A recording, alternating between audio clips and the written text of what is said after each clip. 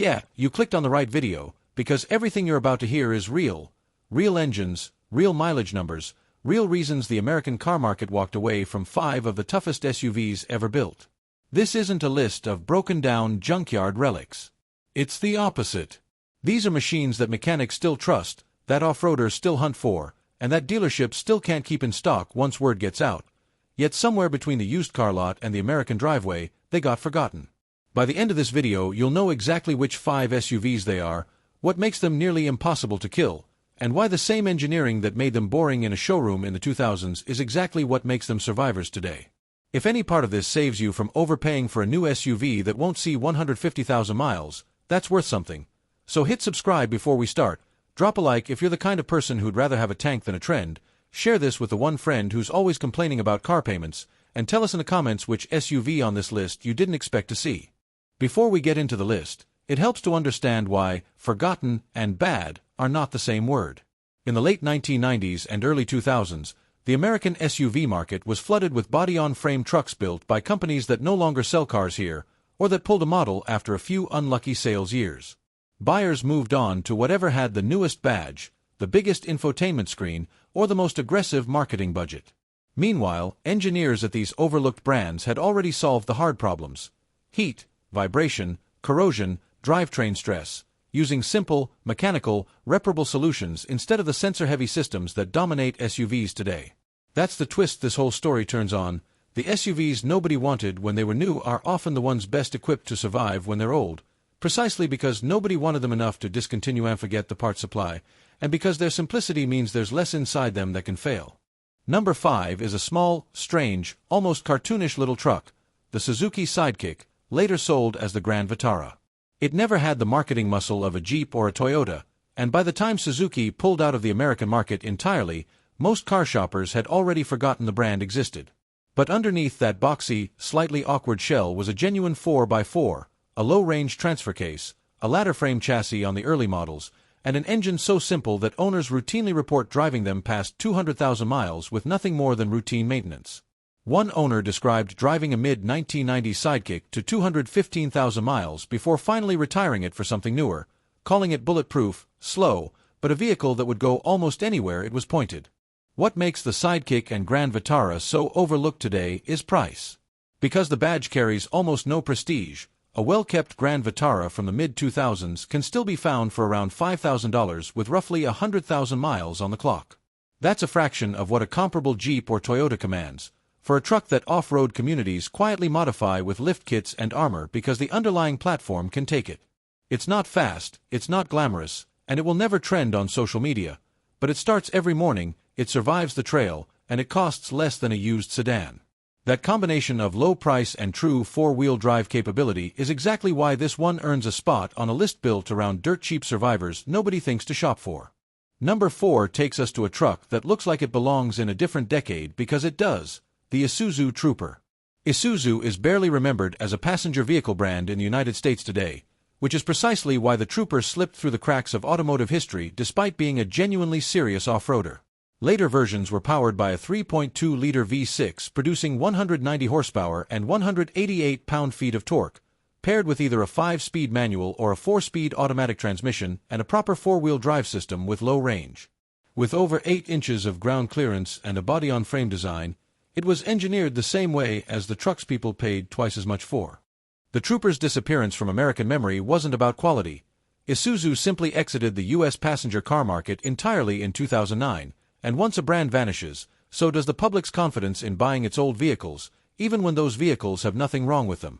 Some Trooper trims even offered a limited slip differential and shift-on-the-fly four-wheel drive, features that made them a legitimate 4x4 despite never getting a V8 option. What you're left with is a shopper's blind spot, a genuinely tough, mechanically simple SUV that almost nobody cross-shops, which keeps its price artificially low compared to a Toyota 4Runner of the same era doing the exact same job. If you've ever been priced out of the truck you actually wanted, this is the one that quietly does the same job for a fraction of the cost. Number 3 has one of the most legitimate performance pedigrees on this entire list, and almost nobody remembers it: the Mitsubishi Montero. This wasn't just a family SUV, it carried serious racing history, built on a platform that, under the Pajero name overseas, dominated the brutal Dakar rally for years, proving its drivetrain and suspension could survive thousands of miles of the harshest terrain on Earth with no support crew waiting around the corner. Mitsubishi brought that same engineering restraint to the American Montero, giving it a reputation among the people who actually drove it hard as something closer to indestructible than disposable. The catch, and the reason it's forgotten today, is that Mitsubishi stopped selling the Montero in the United States after 2006, and once a model line ends, casual buyers assume parts and support end with it. Owners who've kept theirs running admit parts availability is the real challenge, sometimes sourcing components from as far away as Australia or Russia, but the vehicles underneath keep going regardless, with long-term owners reporting well over 300,000 miles from engines and transmissions that were simply overbuilt from the factory. It's a strange irony. The same rally-proven toughness that should have made the Montero a status symbol instead made it a forgotten bargain, because the badge disappeared before the reputation could fully catch on with everyday American drivers. If you're keeping score, we're now at the halfway point of this list, and if any of these have surprised you already, this is exactly the moment to make sure you don't lose this video. Subscribe now so the rest of the series finds you automatically. Tap like so more people discover how much truck their money can actually buy. Send this to that one friend who's currently drowning in a 5-figure car loan for something with half the lifespan. And tell us below which of these 5 you'd actually consider driving home today. Number 2 brings us to a truck built specifically to be tough and specifically ignored for being unglamorous. The Nissan Xterra. Unlike most crossovers competing for attention with curved screens and quiet ride comfort, the Xterra was blunt about its purpose from the start, riding on a body-on-frame chassis shared with a Nissan Frontier pickup, with later off-road trims powered by a 4.0-liter V6 producing 261 horsepower and 281 pound-feet of torque. It came standard with a 2-speed transfer case, off-road tuned shocks, skid plates, and a locking rear differential, equipment you'd expect on something costing twice as much. Nissan discontinued the Xterra in 2015, and the moment a nameplate disappears from dealer lots, American buyers stop considering it entirely, regardless of how it's actually holding up on the road. That's a mistake, because long-term owners describe results that put far pricier SUVs to shame. One driver logged 240,000 miles on a second-generation Xterra without a single major repair, while another put 160,000 trouble-free miles on a Pro 4X model before it was finally totaled, not by mechanical failure, but by a deer running into the road. The Xterra was never trying to be luxurious, and that honesty about its own purpose is exactly why it's still running strong in driveways while flashier, more premium SUVs from the same era are already gone. Number 1, the top of this list, might be the biggest surprise of all, because it was never obscure. It was simply a family truck that nobody thought to respect, the Jeep Grand Cherokee WJ, built from 1999 to 2004. At the time it was offered, this generation was mainly bought by ordinary families rather than off-road enthusiasts, which meant it built a reputation as a soft, forgettable minivan alternative rather than the serious 4x4 it actually was underneath. Equipped with either the inline-6 or the 4.7-liter V8, it makes for what enthusiasts now quietly call the perfect budget overland vehicle, tough enough to leave pavement behind, and cheap enough that most sellers have no idea what they're sitting on. Because the WJ generation spent so many years being seen as a school-run vehicle rather than a trail truck, its resale value never caught up with its actual capability, and that gap is exactly what makes it the number 1 dirt-cheap survivor on this list. It shares its bones with Jeeps that off-road communities treat like sacred ground, yet you can still find a clean, high-mileage WJ for a few $1,000s because the market simply forgot to be impressed by it. That's the pattern running through every single truck on this list. Not one of them was ever actually bad.